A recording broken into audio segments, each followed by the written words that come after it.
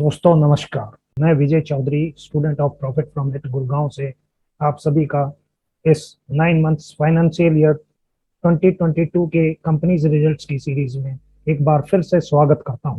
इस सीरीज का main purpose है कि प्रॉफिट फ्रॉम इट के स्टूडेंट्स लेटेस्ट फाइनेंशियल रिजल्ट्स को अपडेट कर कंपनीज के फंडामेंटल और टेक्निकल एनालिसिस कर उनके बारे में जाने कि ये कंपनी कैसी हैं, इनमें हमें निवेश करना चाहिए या नहीं, अगर हाँ तो कब और कितना। दोस्तों आज मैं सुप्रीम इंडस्ट्रीज और एस्ट्रल पॉलिटेक्निक लिमिटेड के 9 मंथ फाइनेंशियल ईयर 2022 के रिजल्ट्स पर चर्चा करूंगा। पर पहले आओ जाने कि ये कंपनियां किस इंडस्ट्री को बिलोंग करती हैं। ये दोनों कंपनियां प्लास्टिक इंडस्ट्री से हैं। आओ अब जाने कि इस इंडस्ट्री में और कौन कौन सी कंपनीज हैं और कैसी हैं। सबसे पहले इस इंडस्ट्री में लिस्टेड और अनलिस्टेड कंपनीज का मार्केट शेयर की बात करें तो हम देखते हैं कि फाइनेंशियल ईयर 2018 में इस इंडस्ट्री का मार्केट साइज 27,000 करोड़ था।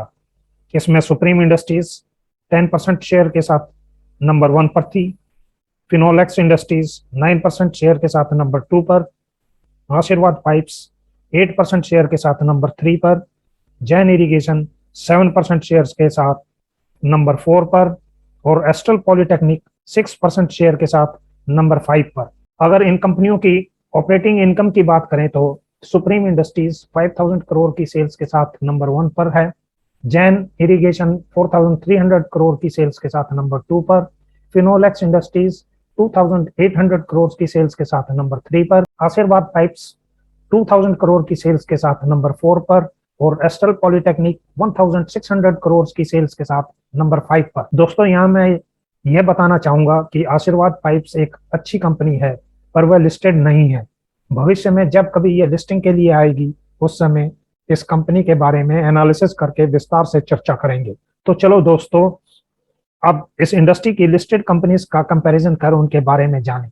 कंपैरिजन के लिए हम 3 मेन पैरामीटर्स कंसीडर करते हैं, वे हैं मार्केट शेयर, ग्रोथ एनालिसिस और क्वालिटी एनालिसिस। मार्केट शेयर में मार्केट कैप की बात करें तो इस इंडस्ट्री का total market cap 1 lakh crore के करीब है। एस्ट्रल पॉलिटेक्निक 42,000 करोड़ की मार्केट कैप के साथ टोटल में 41% कंट्रीब्यूट करती है, तो सुप्रीम इंडस्ट्रीज 25,000 करोड़ की मार्केट कैप के साथ 25%, फिनोलेक्स इंडस्ट्रीज 11,000 करोड़ के साथ 11% कंट्रीब्यूट करती है। इस इंडस्ट्री की टोटल सेल्स 30,000 करोड़ के करीब है।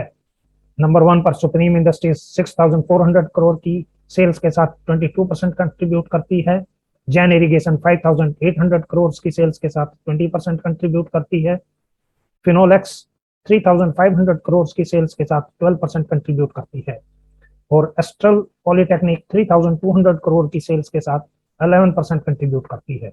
दोस्तों यहाँ मैं ये हाईलाइट करना चाहूंगा कि जैन इरिगेशन सेल्स में नंबर 2 पर है, पर जब हम मार्केट कैप या प्रॉफिट को देखते हैं तो ये कंपनी कहीं दिखाई नहीं देती।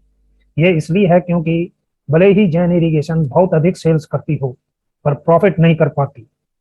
सेल्स को छोड़कर यह कंपनी बाकी हर पैरामीटर में नेगेटिव ही स्कोर करती है। इसलिए कहते हैं कि हमें कभी भी किसी एक पैरामीटर को देखकर डिसीजन नहीं लेना चाहिए। हमारा डिसीजन सभी पैरामीटर्स को देखने और जानने के बाद ही बनाना चाहिए। आगे प्रॉफिट की बात करें तो इस इंडस्ट्री का टोटल प्रॉफिट 2,700 करोड़ के पास है। सुप्रीम इंडस्ट्रीज 1,000 करोड़ के प्रॉफिट के साथ नंबर 1 पर है और टोटल में 35% कंट्रीब्यूट करती है। फिनोलेक्स 700 करोड़ प्रॉफिट के साथ 27% कंट्रीब्यूट करती है। एस्ट्रल पॉलिटेक्निक 400 करोड़ के साथ 15% कंट्रीब्यूट करती है। हम देखते हैं कि एस्ट्रल पॉलिटेक्निक भले ही सेल्स में नंबर 4 और प्रॉफिट में नंबर 3 पर है, पर मार्केट कैप में वह नंबर 1 पर है। वहीं सुप्रीम इंडस्ट्री सेल्स और प्रॉफिट में नंबर 1 पर है, पर मार्केट कैप में नंबर 2 पर। मार्केट कैप में नंबर 1 पे हो एस्ट्रल पॉलिटेक्निक का होना यह बताता है कि इन्वेस्टर का भरोसा सबसे अधिक एस्ट्रल पॉलिटेक्निक पर है और उसके बाद सुप्रीम इंडस्ट्रीज पर। नेक्स्ट पैरामीटर ग्रोथ एनालिसिस का है। सेल्स ग्रोथ की बात करें तो पिछले 5 इयर्स में 216 से 221 तक इस इंडस्ट्री की एवरेज सेल्स ग्रोथ 13% CAGR की रही। अपोलो पाइप्स 20% ग्रोथ के साथ नंबर 1 पर, फिर सुप्रीम इंडस्ट्रीज 17% ग्रोथ के साथ नंबर 2 पर, प्रिंस पाइप्स 14% ग्रोथ के साथ नंबर 3 पर, और एस्ट्रल पॉलिटेक्निक 11% ग्रोथ के साथ नंबर 4 पर। अगर जैन इरिगेशन को देखें तो उसकी ग्रोथ -2% रही, यानी ग्रोथ की जगह उसने डी ग्रोथ किया है। नेक्स्ट पैरामीटर क्वालिटी एनालिसिस का है। क्वालिटी एनालिसिस में एनपीएम यानी नेट प्रॉफिट मार्जिन एक इंपॉर्टेंट पैरामीटर है। प्रॉफिट मार्जिन से हमें यह पता चलता है कि मैनेजमेंट सेल्स का कितना हिस्सा प्रॉफिट में कन्वर्ट कर पाती है, यानी मैनेजमेंट कितनी एफिशिएंट है। इस इंडस्ट्री का एवरेज प्रॉफिट मार्जिन 12% का है। फिनोलेक्स 21% प्रॉफिट मार्जिन के साथ नंबर 1 पर है। सुप्रीम इंडस्ट्रीज 15% प्रॉफिट मार्जिन के साथ नंबर 2 पर। तो एस्ट्रल पॉलिटेक्निक का प्रॉफिट मार्जिन 13% है और वो नंबर 3 पर है। जैन इरिगेशन का नेट प्रॉफिट मार्जिन -7% है, यानी सेल्स में नंबर 2 होने पर भी वह प्रॉफिट नहीं कर पाती, बल्कि एक लॉस मेकिंग कंपनी है। आरओपीई रिटर्न ऑन पेड इक्विटी, यानी प्रोमोटर्स ने कंपनी को स्टार्ट करते समय जो पैसा लगाया था उस पर आज कितना रिटर्न उसे मिल पा रहा है। सुप्रीम इंडस्ट्री अपनी शेयर इक्विटी का 38 टाइम्स हर साल कमाती है। एस्ट्रल पॉलिटेक्निक 20 टाइम्स, और वहीं जैन इरिगेशन तो -4 टाइम्स, यानी जैन इरिगेशन ने जो कैपिटल लगाई थी उसका 4 टाइम्स वो नुकसान कर रही है। आरओई रिटर्न ऑन इक्विटी, यानी टोटल इक्विटी लगाकर कंपनी उसका कितना % प्रॉफिट में कन्वर्ट करने की एबिलिटी रखती है। सुप्रीम इंडस्ट्री का आरओई 31% का है, फिनोलेक्स का 24%, एस्ट्रल का 22% और प्रिंस पाइप्स का 21%। जैन इरिगेशन का -14%। आईसीआर का फुल फॉर्म है इंटरेस्ट कवरेज रेशो, यानी डेट को के इंटरेस्ट को प्रॉफिट द्वारा भरने की एबिलिटी। एकेडमिकली बात करें तो वन टाइम आईसीआर का मतलब है कि कंपनी जितना प्रॉफिट कर रही है उससे उसकी फाइनेंस कॉस्ट पूरी हो जाएगी, पर उसके बाद घर ले जाने को कुछ कैपिटल नहीं बचेगा।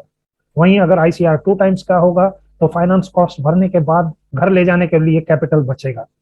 थ्योरेटिकली ये सही है और फाइनेंस में इसे एक अच्छा रेशो बताया जाता है, पर प्रैक्टिकली बिजनेस करते समय हम देखते हैं कि अगर बुरा समय आ जाए तो मार्जिन ऑफ सेफ्टी 2 टाइम्स के आईसीआर में नहीं मिल पाती और वो ऐसे समय में उस मुसीबत में आ जाती है। इसलिए हम 20 टाइम्स या उससे अधिक के आईसीआर को अच्छा मानते हैं, क्योंकि इसमें बुरे समय के लिए मार्जिन ऑफ सेफ्टी है और यह फिगर हमें एक कंफर्ट देती है।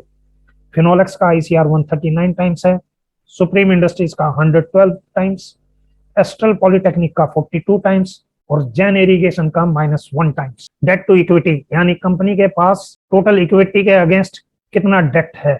इक्विटी के कंपैरिजन में जितना कम डेट होगा उतनी ही कंपनी कंफर्टेबल पोजीशन में होगी। हमारा मानना है कि जिस कंपनी का डेट टू इक्विटी 30% से कम होगा उतनी ही अच्छी उसकी पोजीशन होगी, क्योंकि डेट एक लाइबिलिटी होती है जो जितनी कम हो उतना ही अच्छा, पर यह माइनस में भी नहीं होनी चाहिए, क्योंकि माइनस का मतलब है उस कंपनी की इक्विटी माइनस में हो चुकी है, उसके पास कोई इक्विटी ही नहीं बची, यानी उसकी सारी इक्विटी लॉस और लाइबिलिटीज भरने में खत्म हो चुकी है और उसके बाद भी उसके लाइबिलिटीज खड़ी हुई हैं। इस इंडस्ट्री की लगभग सभी कंपनियां डेट फ्री हैं सिवाय जैन इरिगेशन के, जो कि एक अच्छे डेट बर्डन वाली कंपनी है। अभी तक हमने जितना भी एनालिसिस किया उससे हम जान पाए कि सुप्रीम इंडस्ट्री और astral polytechnic market share, growth और एनालिसिस के पैरामीटर्स में, क्वालिटी एनालिसिस के पैरामीटर्स में अपनी इंडस्ट्री की फ्रंट रनर कंपनीज हैं। इन्हीं पैरामीटर्स को देखते हुए सुप्रीम इंडस्ट्री और एस्ट्रल पॉलिटेक्निक को हमने आगे स्टडी और इन्वेस्टमेंट के लिए चुना। पहले सुप्रीम इंडस्ट्री के बिहेवियर स्टडी की बात करें तो हम देखते हैं कि इसकी सेल्स 2009 में 1700 करोड़ के करीब थी, जो 2021 में 6400 करोड़ के करीब हो गई, यानी लास्ट 12 ईयर्स में इसकी सेल्स 12% CAGR से बढ़ी और 4 टाइम्स हो गई। प्रॉफिट की बात करें तो 2009 में ये 100 करोड़ के करीब का प्रॉफिट करती थी, जो 2021 में बढ़कर 1000 करोड़ के करीब हो गया। लास्ट 12 ईयर्स में इसका प्रॉफिट 22% CAGR से बढ़ा और 10 टाइम्स हो गया। सेगमेंट सेल्स की बात करें तो इसका मेन बिजनेस प्लास्टिक पाइप से आता है, जो टोटल सेल्स का 62% है, कंज्यूमर प्रोडक्ट से 6%, पैकेजिंग प्रोडक्ट से 17% और इंडस्ट्रियल प्रोडक्ट से 14%। इससे हमें ये पता चलता है कि अगर इसकी प्लास्टिक पाइप्स की सेल्स पर कोई इफेक्ट आता है तो उससे इसके प्रॉफिट पे भी इफेक्ट पड़ सकता है। रिजर्व की बात करें तो 2009 में इसके पास 300 करोड़ के करीब रिजर्व थे, जो 2021 में बढ़कर 3100 करोड़ के करीब हो गए। यानी लास्ट 12 इयर्स में इसके रिजर्व 10 टाइम्स बढ़े हैं। मेजर कॉस्ट की बात करें तो इसका मेजर कॉस्ट रॉ मटेरियल पर होता है, जो टोटल कॉस्ट का 80% है। रॉ मटेरियल्स के दाम बढ़ने या घटने से इसके मार्जिन्स पर असर हो पड़ सकता है। शेयर होल्डिंग पैटर्न की बात करें तो देखते हैं कि 2011 में इसके प्रोमोटर्स के पास 50% शेयर था, जो 2021 में 49% है। यानी पिछले 10 इयर्स में प्रोमोटर्स की शेयर होल्डिंग तकरीबन एक जैसी बनी रही। ये प्रमोटर्स का अपनी कंपनी पर भरोसा दिखाता है। म्यूचुअल फंड्स की 2011 में 1% होल्डिंग थी, जो 2021 में बढ़कर 17% हो गई। एफपीआईज की 2011 में 7% होल्डिंग थी, जो 2021 में 10% हो गई। वहीं रिटेल इन्वेस्टर्स की 2011 में 28% होल्डिंग थी, जो 2021 में घटकर 13% रह गई। ये दिखाता है कि इंस्टीट्यूशनल इन्वेस्टर्स और एफपीआईज का इस कंपनी में भरोसा बना रहा और वह वेल्थ क्रिएशन के लिए धीरे धीरे अपने हिस्से को बढ़ाते रहे। वहीं रिटेल इन्वेस्टर्स प्रॉफिट बुक करते रहे समय समय पर और अपना हिस्सा घटाते रहे। दोस्तों, वेल्थ क्रिएशन के लिए हमें भी अपनी सोच इन बड़े इन्वेस्टर्स जैसी बनानी पड़ेगी। थोड़ा सा प्रॉफिट देखते ही प्रॉफिट बुक नहीं करना चाहिए, बल्कि वेल्थ क्रिएशन के लिए लंबे समय तक हमें बना रहना चाहिए। पास्ट की लॉन्ग टर्म ग्रोथ को देखते हुए हम फ्यूचर की लॉन्ग टर्म की सेल्स और प्रॉफिट 12% से बढ़ने की उम्मीद कर सकते हैं। शॉर्ट टर्म में हमने H1 के रिजल्ट्स को देखते हुए उम्मीद की थी कि 9 मंथ्स 2022 में सेल्स 30% से और प्रॉफिट 25% से बढ़कर आएंगे। जब 9 मंथ्स 2022 के रिजल्ट्स आए तो सेल्स और प्रॉफिट दोनों ही 22% से बढ़कर आए। ये हमारी उम्मीद के करीब ही रहे। अब 9 मंथ 2022 के रिजल्ट्स और ट्रेंड को देखते हुए हम उम्मीद करते हैं कि फाइनेंशियल ईयर 2022 के एनुअल रिजल्ट्स में सेल्स 18% से और प्रॉफिट 5% से बढ़कर आएंगे। फाइनेंशियल ईयर 2021 में सेल्स 6361 करोड़ और प्रॉफिट 978 करोड़ के थे। ईपीएस 77 का था और मार्जिन 15.4 का था। अब ट्रेल ईपीएस 86 की है और हम उम्मीद करते हैं कि मार्जिन्स फाइनेंशियल ईयर 2022 में 13.5% के करीब होंगे।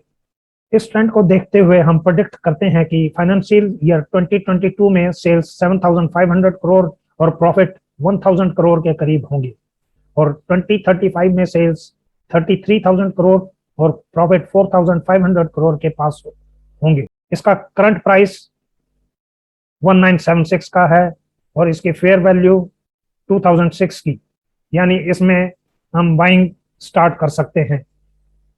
इसके 2035 में फेयर वैल्यू 9,000 के करीब होगी। अब तक जो कुछ हमने जाना वो इसके फंडामेंटल एनालिसिस पर आधारित था। आगे टेक्निकल एनालिसिस कर इसके टारगेट और बाइंग लेवल जानने की कोशिश करते हैं। टेक्निकल एनालिसिस करें तो हम इसका टारगेट 3750 का देखते हैं और बाइंग जोन 1900 से लेकर 1600 तक। यानी जब भी इसका प्राइस 1900 से नीचे आए तो बाइंग स्टार्ट कर सकते हैं और जब इसका प्राइस 3750 के पास आए तो 5% हिस्से का प्रॉफिट बुक कर सकते हैं। अब एस्ट्रल पॉलिटेक्निक का बिहेवियर एनालिसिस करें तो देखते हैं कि इसकी सेल्स 2009 में 200 करोड़ के करीब थी, जो 2021 में 3,200 करोड़ के करीब हो गई। यानी लास्ट 12 इयर्स में 26% CAGR से इसकी सेल्स बढ़ी और 16 टाइम्स हो गई। प्रॉफिट 2009 में 14 करोड़ था, जो 2021 में 400 करोड़ के करीब हो गए। यानी लास्ट 12 इयर्स में इसका प्रॉफिट 32% CAGR से बढ़े और 29 टाइम्स हो गए। एक और इम्पोर्टेंट बात, इसके सेल्स और प्रॉफिट कंसिस्टेंट रेट से यानी हर साल बढ़कर ही आए।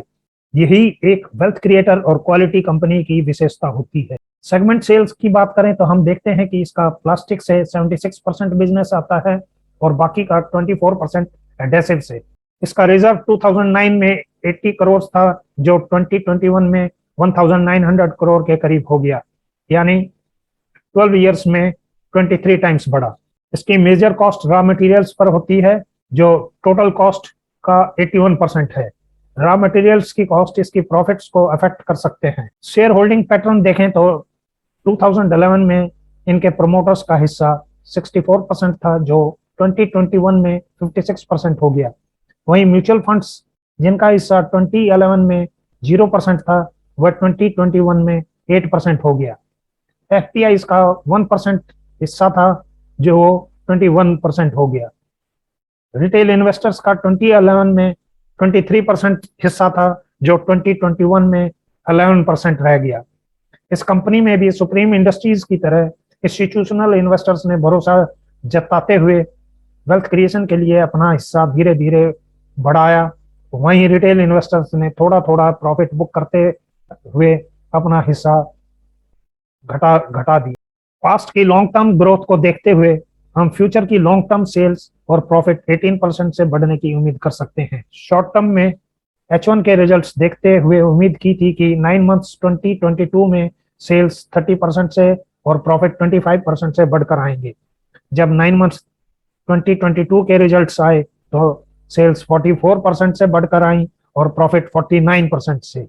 यह हमारी एक्सपेक्टेशन से कहीं अधिक रहे। अब इसका यह ट्रेंड देखते हुए हम उम्मीद करते हैं कि फाइनेंशियल ईयर 2022 की सेल्स 30% से और प्रॉफिट 20% से बढ़कर आएंगे। फाइनेंशियल ईयर 2021 में सेल्स 3176 करोड़ और प्रॉफिट 400 करोड़ के थे। ईपीएस 20.13 का था और मार्जिन 12.9% थे। रियल ईपीएस 24.03 का है और रॉ मटेरियल्स के दाम बढ़ने के कारण हम उम्मीद करते हैं कि इसका मार्जिन 11.5 और 12 के बीच में रह सकते हैं। इस ट्रेंड को देखते हुए फाइनेंशियल ईयर 2022 में सेल्स 4100 करोड़ के करीब और प्रॉफिट 500 करोड़ के करीब हो सकती है। फाइनेंशियल ईयर 2030 में सेल्स 15,500 करोड़ के करीब और प्रॉफिट 1,900 करोड़ के करीब उम्मीद करते हैं। इसका करंट प्राइस 22,070 है, 2070 का है और फेयर प्राइस 1200 के करीब। यानी जब भी इसका प्राइस 1200 के करीब आए तो इसमें निवेश कर सकते हैं। 2030 में इसका फेयर प्राइस 4,500 के करीब हो सकता है। चलो अब आगे टेक्निकल एनालिसिस कर इसका टारगेट और बाइंग रेंज जाने। टेक्निकल एनालिसिस के बेसिस पर इसका टारगेट 2940 का बनता है और बाइंग जोन 1560 से लेकर 1290 तक। यानी जब भी इसका प्राइस 1560 से नीचे आए तो हम इसमें बाइंग स्टार्ट कर सकते हैं और जब इसका प्राइस 2940 के करीब आए तो अपने हिस्से का 5% प्रॉफिट बुक कर सकते हैं। दोस्तों, अभी तक हमने सुप्रीम इंडस्ट्री और एस्ट्रल पाइप्स का इंडिविजुअली डिटेल में एनालिसिस किया। अब देखें कि यह कंपनियां एक दूसरे के कंपैरिजन में कैसी हैं। मार्केट शेयर की बात करें तो मार्केट कैप में सुप्रीम इंडस्ट्रीज का मार्केट कैप 25,000 करोड़ के पास का है, तो एस्ट्रल पॉलिटेक्निक का 42,000 करोड़ के करीब। सेल्स में सुप्रीम इंडस्ट्री की सेल्स 6,400 करोड़ के करीब है, तो एस्ट्रल की 3,200 करोड़ के करीब। प्रॉफिट में सुप्रीम इंडस्ट्री का प्रॉफिट 1,000 करोड़ के करीब है, तो एस्ट्रल का 400 करोड़ के करीब। हम देखते हैं कि सेल्स और प्रॉफिट में सुप्रीम एस्ट्रल से आगे है, पर मार्केट कैप में एस्ट्रल सुप्रीम से आगे है। यानी इन्वेस्टर का भरोसा एस्ट्रल पर सुप्रीम से ज्यादा है। आगे हिस्टोरिकल ग्रोथ और मार्जिन की बात करें तो हम देखते हैं कि एस्ट्रल के प्रॉफिट और सेल्स ग्रोथ सुप्रीम से कहीं अधिक है। वहीं मार्जिन में सुप्रीम के एस्ट्रल से 1% ज्यादा है। अगर करंट ग्रोथ और मार्जिन की बात करें तो करंट सेल्स और प्रॉफिट ग्रोथ में एस्ट्रल की ग्रोथ सुप्रीम से अधिक है और मार्जिन दोनों के एक जैसे। फ्यूचर ग्रोथ और मार्जिन की उम्मीद की बात करें तो पास्ट और प्रेजेंट ट्रेंड को देखते हुए कह सकते हैं कि एस्ट्रल की ग्रोथ 2022 में और उसके बाद भी सुप्रीम से अधिक रह सकती है, पर मार्जिन में सुप्रीम के मार्जिन अधिक हो सकते हैं।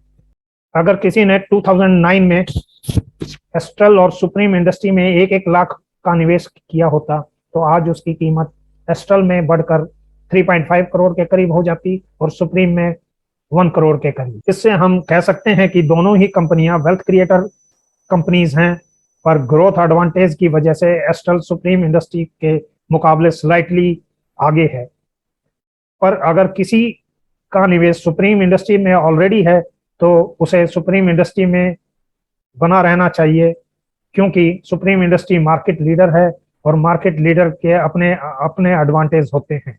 अब तक जो हमने देखा और जाना उससे हम इस नतीजे पर पहुंचे कि प्लास्टिक इंडस्ट्री 8 to 10% CAGR से बढ़ रही है, यानी ये इंडस्ट्री एक ग्रोइंग इंडस्ट्री है। अर्बनाइजेशन और इंफ्रा डेवलपमेंट के कारण आगे भी इसकी डिमांड बढ़ने ही वाली है और इसकी ग्रोथ का ट्रेजेक्ट्री भी एक अच्छी स्पीड पे रहेगी।